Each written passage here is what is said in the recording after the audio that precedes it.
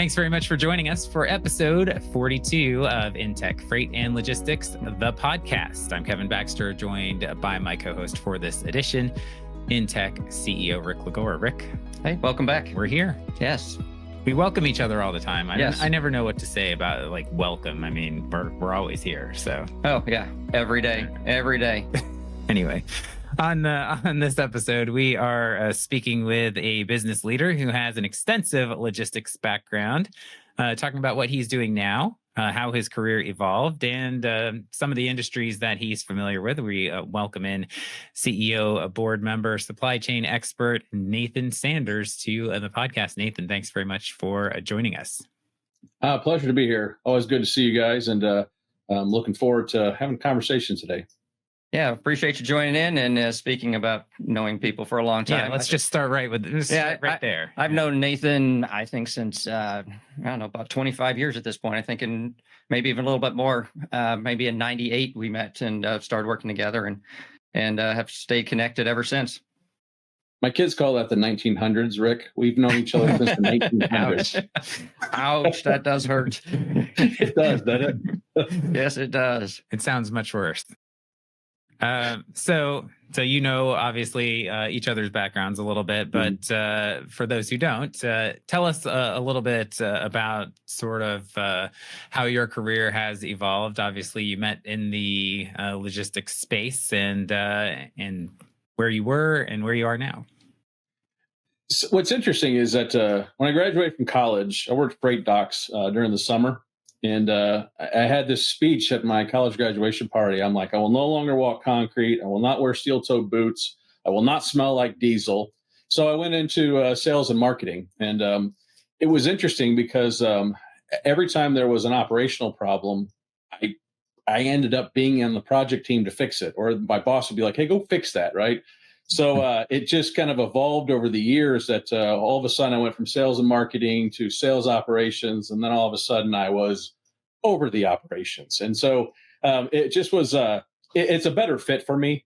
I'm a curious person. I'm data driven. And so I enjoyed the sales side. I enjoy working with customers, and it's still something that I enjoy today, but I'm an ops guy at heart, right? And so the flow of the business, understanding how things work is I'm where I need to be. And then, of course, over the course of the years, I've worked for public, private, and private equity companies.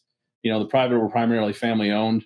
And, it's been so much fun just because operations, logistics, supply chain, whatever you want to call it, gives you an opportunity to truly spread your wings. And so when you follow my career, if you look at it, it's more not really about the companies, but, what I did there. So went from warehousing to fully automated warehouses to air freight, sea containers, intermodal, to true e-commerce business, right? I worked for an e-commerce company where we're converting catalog customers to e-commerce. So it was definitely soup to nuts, to private fleet, open to brokerage, and then final mile. And so, just when you think about it, and I've had the warehousing logistics piece of it the entire career at each one of those stops as well.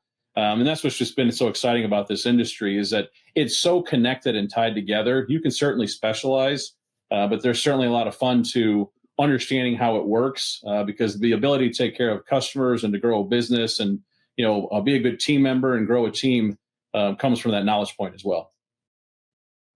Yeah, that's ticking a lot of boxes down that list of logistics specialties there. Really. Exactly. So yeah, you've ticked a lot of those boxes, but you've ended up in recent years as in that C-suite role. So how did you get to that next level? Would you say from where you were to there? At the end of the day, it's just all about creating value.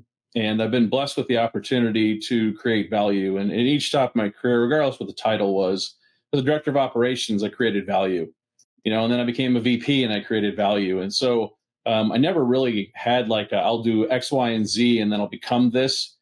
What happened is that, you meet good people, you work with good people, you take care of the customers, you take care of the team, and then all of a sudden, people are continuing to offer you more and more different things. I like to say that I wish I had a plan that I'm right on target. I always had I call it the ambition to be where I'm at today. But it really is a blessing to be here, and it's really more about a mixture of just good people that I've worked with over the years, and then luck, right? Because sometimes you can put the work in and know a lot of good people, and you just got to get lucky sometimes. And so I've been able to get lucky more often in that sense than I've had more successes than failures. And on the failure side, I'll say it this way: there's that whole fail fast, learn fast. I kind of focus on that learn fast point, because if you spend a lot of time on that fail fast point, those are just too many painful memories, right? Get past it, fix it, and then learn fast from it so you don't have to do it again. So again, really no path, just along the lines of just good people, good opportunities. And again, the only thing I was deliberate about is when I chose a new opportunity, the only question I always ask myself is, what am I going to learn this time? Because I could have stayed in warehousing, I could have stayed in warehousing automation, and I could have had a great career. Not my style, right? I like learning new things. I like growing the business, and it's really been beneficial that a decision that I made 20 plus years ago, when I asked myself that question, has enabled me to get here today. Just pretty blessed and pretty humbled and pretty excited about that point, in just terms of what I've learned and who I am as a leader and a person at this point. Well, I think it's a little bit more than luck. I think you earned your luck. You just didn't fall into it. It wasn't a lottery ticket. So through hard work, I always believe that there is luck, but you earn that luck. You earn that Make your opportunity. own. Yeah, you earn that opportunity to be in those positions. So since you have traveled from the docks all the way up to the C-suite, you've seen C-suites, you've been in the C-suite. What have you seen change over time? And as you go through this conversation, what are those things that you learned? Because I think you learn more from the mistakes than you do from the successes. So what are some of the things that you learned over this times that you said, hey, that's something I would recommend to bring into your career if you're thinking and listening to us today? So I would say that the first thing that's changed is that C-suites, and it's well documented, right? They were the sales leaders, they were the finance leaders, and supply chain logistics, they were in the room, they were a conversation point. And I've watched over the years as the conversation points get bigger and bigger. And as the business has become more data driven, there's so much data there. So you think about, well, what's shipping, what's storing, what's not moving. Those are really marketing questions. Those are pricing questions. Those are margin questions. But that data comes from the supply chain and the logistics side, right? And I've been encouraged by I'll call it, C-suites embracing that data. It's not that they didn't embrace it before. I just don't think that everybody necessarily knew what questions to ask, and then when they asked the questions, what to do with it. Right, the advancement of FP&A and the financial analysis and the logistics analysis across the board, across any vertical that I've been in. I mean, it's jumped so much. When you think about those basic reports we used to run in the warehouse 20 years ago compared to today, it's just amazing. It's like it's a whole different language.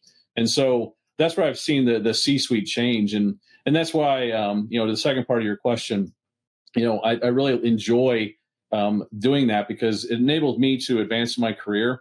And it really opens up I'll call it the bandwidth for the team to really service the customer regardless of what role they play. Right. So when I was at Brook, my finance guy was a guy named Jason Haney, shout out, right? Awesome guy. Jason started in finance, and by the time we were done, Jason was inventory, he was purchasing, he was FP&A. I mean, and so we wore many hats based on the size of the company. But the reason why Jason was successful was because since he understood the flow of the business and he understood the flow of the customer, we all understood the ideal client profile, and then we knew how to apply the data to it. It just enabled the success and really those growth points. And so that's why I'm excited to see the C-suites evolve over the years, because, when sales are down, I'm not going to say it was this simple, but 20 years ago, why are sales down? It's a little bit easier to answer those questions today than it was 20 years ago, for sure. So you mentioned Brook. Tell us a little bit about how that played out. I know you had good tenure there, and everything ended very well, and it's in a really nice position now. But tell us how you got into it and how it all went. So I was working for Ashley Furniture. Brook is furniture rental. So, I mean, obviously understanding the furniture space, the purchasing side, the manufacturing, enabled me to have a good starting point conversation, tie in my logistics and supply chain experience. And, then it just became, are you the right fit to lead this culture and this team and those next steps? So there's a lot of headwinds in the furniture rental industry, primarily pandemic driven. I joined right before the pandemic, and then the pandemic hit, and we all experienced different forms of our revenue going away. But using one of their vertical points, Office, it still hasn't come back to even what it was in 2019, from those exit points. So what I walked into and what it became was a pretty challenging situation. So we spent a lot of time, in the early years, just trying to stay stabilized, get good, improve service to the customer. We did a lot of technology upgrades. We selected Descartes as a technology partner, and that technology was customer facing. So there's always the behind the scenes and then the customer facing. Our customers had three questions, which was how much do you have it in stock and when can it be delivered? And so we tied that to their outbound routing tool so that our customers could track the trucks. And that really was like that moment of change for the company where, 40 plus year company, been doing business the same way. The customer saw us in a new light. They could see the inventory. They could self-serve, really kind of that evolution from that true customer service to a true customer service with a system that allowed them to service the customers better, really focus on the hard questions and the simple questions all day. That enabled us to really just hit the ground running. And so we went from, we'll call it the pandemic survival phase to the system tools, teaching the team to be successful with the system tools. And then, with the continued headwinds in the business, we decided as a board that it was time to basically sell on the investment, which was somewhat in line with the timing of the plan. And that's when we decided to exit the business, which happened, of course, in late 23, if you didn't already know. So, but yeah, what was so much fun about it is taking, a team and a company from that beginning to end. If you look at that life cycle, we went from, the company needed to evolve. So, you're at the end of the life cycle. We took it back to the beginning, built out the tools, trained the team to them, really started, elevating. And again, I call it an evolution rather than a change. That evolvement allowed us to just be better at what we did. And, we won the 2023 Supply and Demand Chain Executive Award for our Descartes project. In this world of sustainability, we doubled the amount of freight that we were putting in our trucks. So, I mean, the sustainability piece is tied to furniture rental, which you clean it, but you reuse because you're renting it, the furniture up to 8 times. I mean, that double sustainability point was just huge, which enabled us to not only service the customer better, but win that award. I mean, again, guys, I could talk about that all day because it was so cool for a company our size to be recognized. We were walking around going, this is awesome, right? Life is better. The customers are happier. And then to get recognized for that award as well was just that little icing on the cake moment right before we exited and sold the business. Yeah, the logistics supply chain, to be able to get that in place, but to be able to take what's happening behind the scenes and have that customer interface be so crystal clear for them. That's the end all be all tool and solution that really help drive and build a competitive advantage against everybody else out there. Well, it's interesting. I heard a guy, a friend of mine, he will always say the same thing. Who taught you how to shop at Home Depot?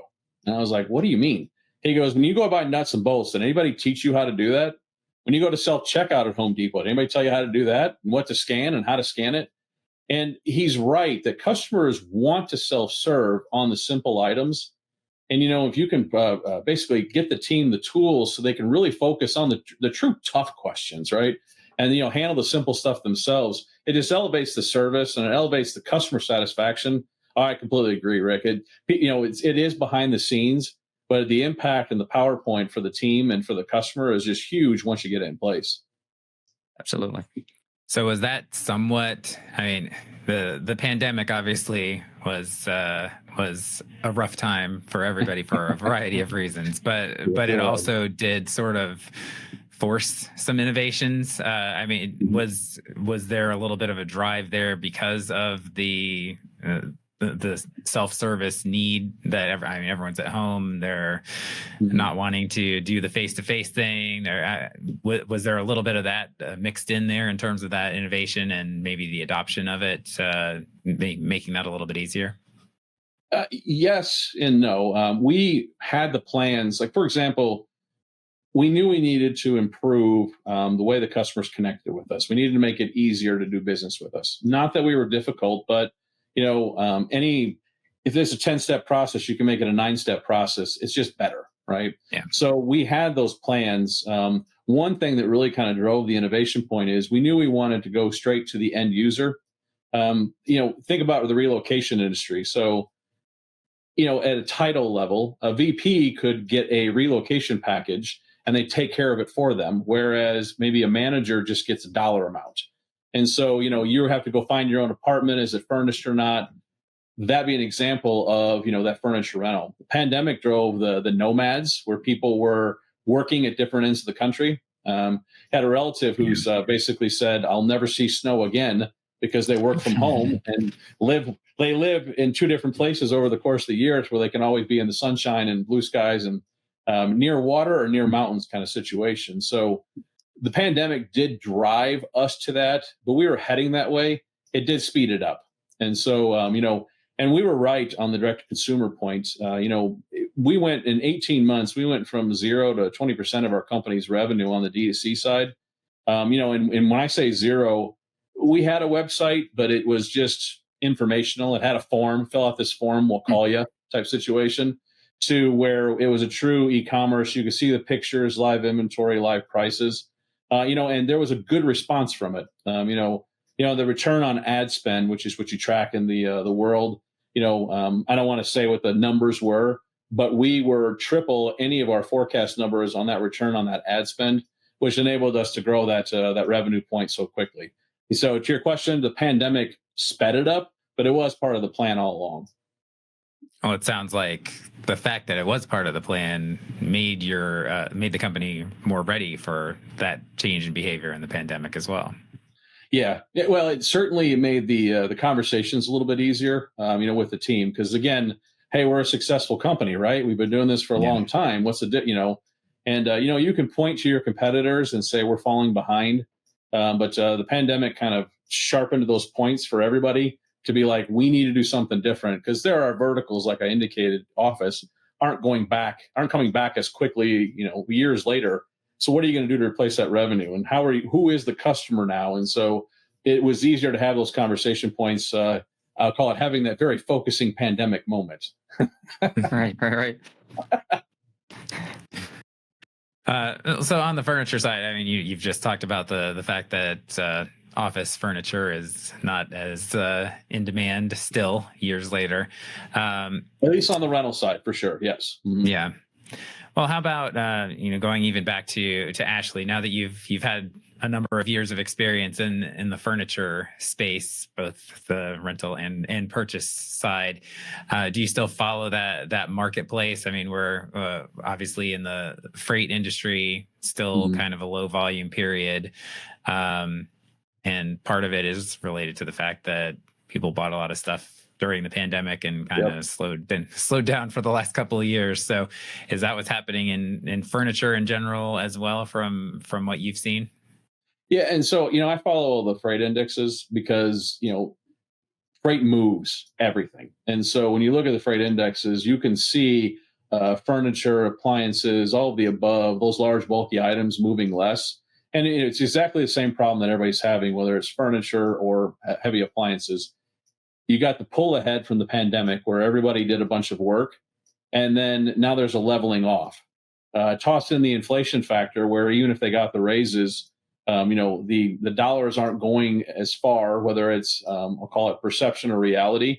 And, the industry, I don't want to call it struggling, but they're experiencing the same general malaise, right? You have good months, you don't have as good a months as you thought, but the industry is still good. There's still bankruptcies happening, within the furniture industry. A large player just announced a bankruptcy. They just bought a large retailer, and then they went bankrupt with a combined company just last week. So, there's still that settling out that's happening. And, I'd be remiss if I didn't mention the fact that the interest rates increased and changed the availability to cash and causing a lot of notes to come due. I mean, it was just that perfect storm that's still kind of swirling, so to speak, post the pandemic. And the one thing that can fix it is demand. And it's so weird because the demand in the United States, we're still 2.8% up in spending per the second quarter, right? So that's a good number, but it's not enough to pull us over the hump in terms of inflation, in terms of there were so many sales that got pulled ahead, in terms of the average consumer, if you're renting, rent prices went from whatever it was, 19% of your income to now they're like 40% of your income. There's just some pinch points that when you look at 2019, people were talking about how there was going to be a recession. And, when you compare 19 to 24, we're actually doing really well as a country. There's just some additional items, right? Like the rent costs and those other inflationary points that always have that tipping point that can push us back and forth. So, and how that comes back to furniture is the same thing. Traffic will not be as strong as you want it to be. The players that aren't in a strong cash position aren't going to make it. And you're seeing some bankruptcies because of it. And in some ways, it's good for the industry because as you eliminate players, it eliminates I'll call it kind of streamlines the noise for the consumers. And there'll be deals, right? Furniture specific or even any other industry. Our friends at McDonald's has brought back the $5 value meal, right? Yeah. I was waiting for Subway to come back with a $5 foot long, right? Then we'll know we're all the way back. Yeah, there you go. So, but they're doing the furniture industry. I mean, I track it because I still have a lot of friends in it. And again, it's just like the freight index. It's a good way to look at consumer behavior, especially on the heavy goods. They're not where they want to be, but it's not 100% doom and gloom for sure. Yeah, as you said, the overall economy looks good. It really has been a rolling recessionary periods within each industry because people are still spending money. They've changed what they're spending their money on. So, even now the travel industry, they're having problems when, prior to, the last 12 months, everybody wanted to get out. And so planes were full. They could charge anything they wanted. Hotel prices, unbelievable. We were just looking at some on some business travel. But that's starting to slow up. That's starting to slow up in their industry, and they're talking about pull forward. And so anyway, everything kind of is rolling through. So we'll eventually get out the other side. I'm thinking 6 months after the first interest rate reduction, but we'll see. I'm not an economist. I'm a armchair quarterback economist. I guess I am looking at a lot of the stuff. So I have to hang on. I have to tell you, Rick. So I've known Rick for years. I actually, number one, I agree, and number two, Rick's armchair economist points have been so spot on over the little decades that I've known you. So I'm actually excited that I think the same thing you do. So I'm like, yes, I think the same thing a smart person does. This is awesome. So all right, Rick. All right, you made my day telling me I'm a smart person. Thank you. Perfect. So talking about smart people, a lot of stuff is being talked about AI right now. So or smart non-people. Well, some people are afraid of it. Some people are not. Some people are going to take jobs away. Some people not. I'm more under the feeling that AI won't take your job away. What will happen is the person that knows AI is going to take your job away. But that's just my personal opinion. But anyway, based off of the stuff that you've seen in the C-suite and in logistics supply chain, is there any natural places that you see AI moving companies forward at this point? There's so many opportunities within AI. There's just more questions to answer. The perfect example would be how inventory is stored, how it's moving, how it's being picked. When people are going to your website, what they're looking at, there is such an abundance of data that we dump to a human, and then the human has to run a scenario, right? And so, and I've worked with some brilliant data scientists, but at some point they need the model to really run the multiple scenarios, and then you got to put them together. What I'm so excited about from an AI standpoint, I think what everybody's excited about is being able to leverage that data to make better informed decisions. And again, it's not dart throwing, but people could, you could convince yourself and head down a path and find out that you went down the wrong path because there's so many data points, and it updates and it changes, and then there's seasonality, and then there's so many different things. From an AI standpoint, data is data, and so that's what I'm mostly excited about, AI. And from a question standpoint, I think the challenge everybody has is that what tool do you use and how do you plug it into your system? And so what I would like to do, when I have to make that decision, is basically pick an AI tool and put it on a task, and basically I'll call it break the process with that, right? And then move it to another task, and then move it to another task, because you're validating whether you pick the right tool, number one, and then number two, you're teaching yourself how to use it, because it is so wild west. You could dump the data in there, and then the little cursor sitting there flashing saying, what question would you like to ask? And you're like, oh my gosh, what question do I ask it? Yeah. And so that's where I like to, in my mind, I think a lot of the smart companies will start small, and it'll be like, hey, your job is 25 functions, put it on one function, and let's see how that works, right? And I think the larger companies will probably pick, whether it's Chat GTP 4 or 5, whether it's Copilot, all the different names out there. I think you see large companies pick one, test it, and then if the test works, then they'll keep rolling it out to the departments, and have those departments keep rolling it out one at a time. And I got to tell you, I need to give credit where credit's due. I thought this, but most of my, I'll call it, refinement on that thinking came from Todd Wanick, the CEO of Ashley Furniture. He did a podcast on technology, and he was describing, much more eloquent than me, but what this was happening, what was doing. And again, it was just like my comment to you, Rick. I love it when I think like smart people, because I was like, that's what I think too. And he basically has a plan. I don't know who they're picking or where they're at with it or anything else. He was just kind of referencing, this is what makes sense.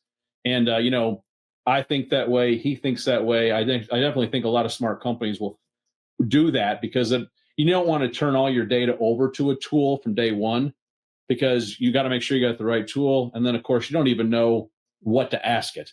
So if you can start eliminating tasks. And so I've already been encountering, Rick, is, both at Brook, and as I've been doing work for private equity, the post-sale for Brook, people are asking a lot of questions, and there is more curiosity than fear in terms of the jobs. And the comment I keep making is, well, what do you say to the guy that runs the elevator? And they're like, what? I said, the guy that pushes the buttons on the elevator. And people look at me like I'm crazy. They're like, we don't know what you're talking about. I'm like, exactly, because elevators used to have a guy that basically took you between the floors. And then, of course, automation took it to the point where you could push the button. It was no longer a skill of stopping at the right point. That's what I view AI as, is just that natural evolution. And I think it'll make people more effective in taking care of the customers, which increases their job satisfaction. At Brook, we went from looking up, where's my truck? We'd get an email or a phone call. Then we'd have to contact the manager, who'd contact the driver. And then when the driver got back to the manager, and then when the manager got back to the customer service rep, then we told them where the truck was, right? So, the technology point allowed the customer to just click a link that we would text or email to them, and they could see a live GPS map. It's just amazing, just the amount of time that it freed up. And the team was like, this is awesome. And then it allowed us to really focus on the true customer points. And that's what I think AI is going to be. I think there's a lot of tasks that every company does, which is just that repetitive task. And they don't realize how repetitive it is and how much time it takes until it's removed. And then they're like, oh my gosh, this is great. And again, I think most companies will agree, it's hard to hire good people. You got that good person who understands how to take care of the customer. All you want to do is just give them more fun stuff to do rather than remove them. So that's where I'm more of the optimist in terms of what AI can bring, and that rather than, I'll call it, the potential doom and gloom of eliminating positions, so to speak. Oh, talking about your warehousing background, you mentioned in the warehousing automation space in particular. So that's it's been around a little bit longer than some of these other forms of AI, but AI was definitely a big part and is definitely a big part of that too. So how have you seen that applied, and how is that continuing to evolve as well? Well, you see it with the, I'll call it, how you set up your flow within the warehouse. You see it with where you put the top moving SKUs based on how you're picking. Customers, I'll use the term creep, and they don't mean to, right? And they would definitely warn you if they'd realize it. But when you are picking cases and eaches, there are days that their model says 80% case pick, 20% each pick. And then you wake up and you're like, how long have we been 40% each pick? Right.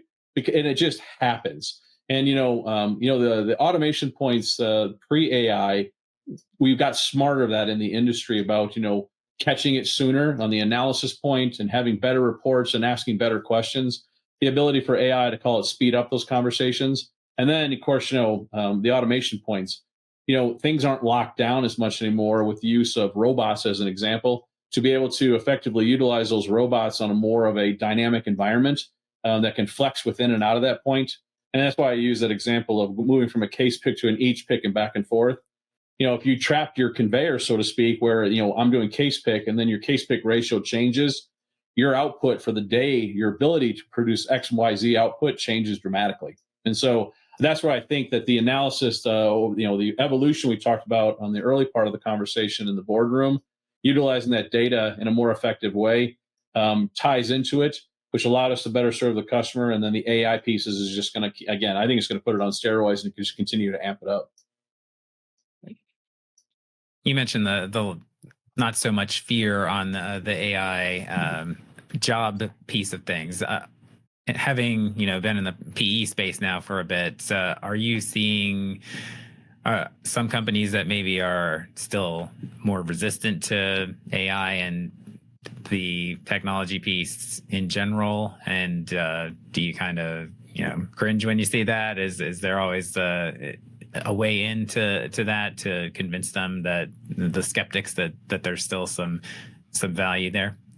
So my dad's name is Ron Sanders, and I'm going to give you a Ron Sanderisms, right? He'd always look at me and go, "Whiff 'em," and "whiff 'em" stands for "what's in it for me." So, and that's really the first question. It's funny, the things that my dad said to me as a kid, I'm still using today, right? But to me, to answer that question is, what is the "whiff 'em"? Because if it is going to eliminate jobs, then let's be honest, right? What does that mean for the team? I think that PE basically is traditionally trying to take a company to the next level, whether, like a fragmented industry that they're trying to put together, and then they're growing the business. It's not about eliminating jobs. It's about, let's put these folks on something that will help the company grow. And so I always try to tie back when I have those questions. What is the whiff 'em? So the first question is this going to eliminate my job? Fortunately, I've been in a lot of positions where that's not the case. It's like, no, we've got all this hard stuff we're not getting to, but I would love to put you on, right? And that ties that with them. And then, of course, the job satisfaction is something I preach as well. When all day long your voicemail is full on my track my truck example, and the customer's like, "Hey, your truck already delivered by the time you got back to me," right? That is just a frustrating environment. To have those calls drop to basically zero and to be able to really focus on the customer's questions. Customer questions could be on quality. It could be, because we had to deliver to so many different places. And in furniture rental, in the retail world, you're buying like a living room set. But in the furniture rental world, you're basically covering a whole house or a whole apartment, right? So 50, 60, 70 pieces.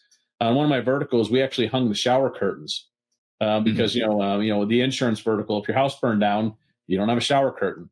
So to be able to really focus on that customer service where someone's like, I had a traumatic life moment. I'm now in a hotel with my wife, my kids, the dog, and the 2 cats. Get me out of here, right? And getting that set up with the customer to get that just done, I'll call it more effectively and potentially faster, is just huge, right?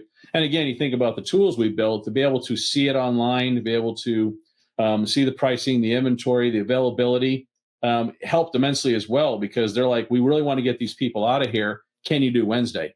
Before that was a back and forth on email. They could self-serve, right? And so just huge to be able to, again, get away from all of that manual transactions to really servicing the customer. And again, that's why job satisfaction to me is a big part of that. What's in it for them and that growth point? Because again, all we did at Brook was, all right, great. Now what's the next evolution, right? What are the other challenges that we're seeing? How can we be even faster than we are, right? You just don't rest on your laurels. So I'm a big fan and proponent of that. So that's where my energy is going. So on LinkedIn, you regularly share some maybe some Ron Sandersisms as well. But I've noticed that uh, you do take the time to share some experiences, some tips, things like that, as you're following. For people who are following you and the industries and everything. What makes you want to do that, and how does that sort of factor into your background? So, I have a variety of mentors, and these are just people that, some of them, if I call them up, they'd be like, I'm a mentor, because I talk to them all the time. And it was interesting across that variety of people, so all of them were saying the same thing. You really should publish something. And I'm like, well, what does that mean? And they're like, you need to get out there. And this is all pre-podcast days, right? They've just been bugging me for years, is that, you know, who are you as a leader? Why are you this way as a leader? And for them, it was about, this gives your team an opportunity to learn more about who you are and what you do and why you do it. And so that's really where it all started. And now it's just kind of fun, right? In terms of, you get to that point where, you worry that you're not going to have enough to talk about. And now you're worried that you've got too much on your list and you're picking the potentially more boring conversation and you don't realize it. I just didn't I was like, humbly, I just didn't think that anybody be interested in anything that I would say. But they were right in the sense that, I've had operations where it's thousands of people. Well, how do I communicate with thousands of people? I know LinkedIn's a nice, soft, easy way to do that. And they get to know who I am. And so, because there's always going to be tough days at work. So it was great advice. I love the fact that multiple people said it to me, but that's where it all started. And now it's just fun, right? It's just, how much longer I'll keep doing it. I can never see myself stop doing it. I did an extra post this week as an example, just because I did one less last week. So, it's kind of like a game now to make sure that I keep up with the pace, and I'll call it, try to find the most interesting topics. Never a dearth of topics. What's the most interesting one, right? Yeah. I'm sure you guys have the same challenges with the podcast. Absolutely. And if you guys aren't following, for our watchers, if you're not following Nathan or listeners, it's fun. It's not fun. It's good quality. He's not writing 2 or 3 sentences as an add-on to something else. It's real thought-provoking information that he's adding on to some really great articles. So I encourage people to take a look at it. So we've been into this for, we're starting to wind down here a little bit. So I have like one last question for you. So, we're from the 1900s, according to your kids. So we're in the back, the back 9 of our 18 holes of career. So what do you see in the next, I was going to say in the next 25 years, but I don't think you're going to be working the next 25 years. What do you see in the remaining portion of your career? What do you hope to accomplish? I'm leaving this as an open-ended question for you here. Yeah, what's interesting is that my wife's name is Christy. Christy and I are very blessed, and so when we sold Brook, I had the opportunity to. I took Christmas off. I didn't have a peak season, right? It was so weird. All right, I kept waking up and checking my phone. That's a win, right? That's a huge win, right? And so and then in January, I started really, I'll call it digging in. And I traveled and I saw people that I hadn't seen for years, both personally and professionally, and just really reconnected. And I learned a couple things. Number one, I learned that, I am not ready to retire. I don't care what your hobbies are. I don't have enough is probably the best way to put it. It's one thing I learned. And the second thing I learned is that I'm still in the fight. When I talk to people, I'm customer obsessed, teamwork, and fun, right? Those are the 3 things that when I look at the back whatever of my career, right, whatever it turns out to be, I could see myself still working, just because if it's, as long as we're really obsessed about the customer and the team's focused on it, that makes it fun, right? And so those 3 things to me are just where I want to spend my time.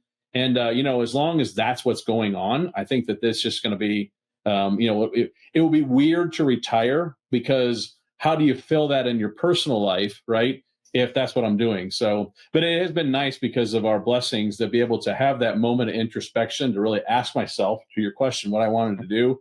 And I'm still in the fight. I enjoy it, right? It's funny, when I talk to companies, and whether it be for, call it the next role opportunity, or whether it just be for some temporary work, it's because there's a challenge, right? That's why it's open.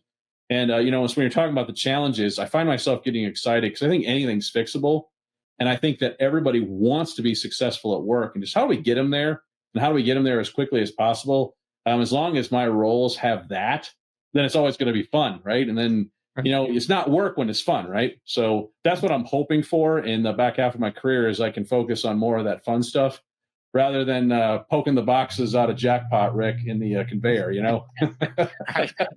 Right. Well, Nathan, thanks very much for taking the time. We talked about your LinkedIn. Tell people where they can find you there, if there's anywhere else you'd like to point people to as well.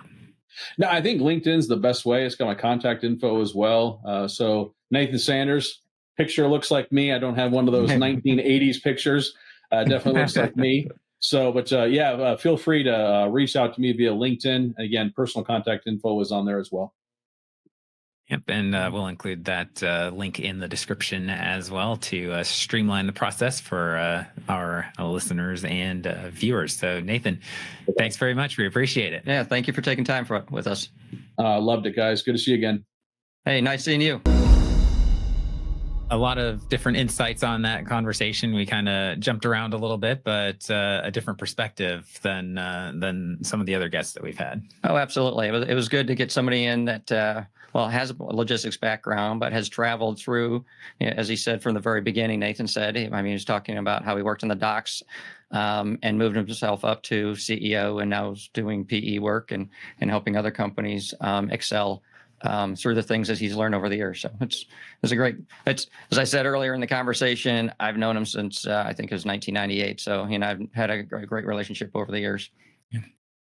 Great to share his perspective with you as well now. So again, we'll have his LinkedIn information in the description. You can follow him there. Certainly a recommended follow from our end. For us, you can follow us as well. You can follow us as well. Subscribe to us wherever you get your podcasts, whether it's video or audio. You can email us at podcast@intechlogistics.com, or just drop a comment wherever you do consume in this podcast. We'll be happy to discuss with you whatever you'd like to discuss. If you have an idea for another episode, we'd be happy to look into that as well. And our website is www.intechfreight-logistics.com for more information about what we do. For Rick Lagore, I'm Kevin Baxter, and we will talk to you next time. Thank you again.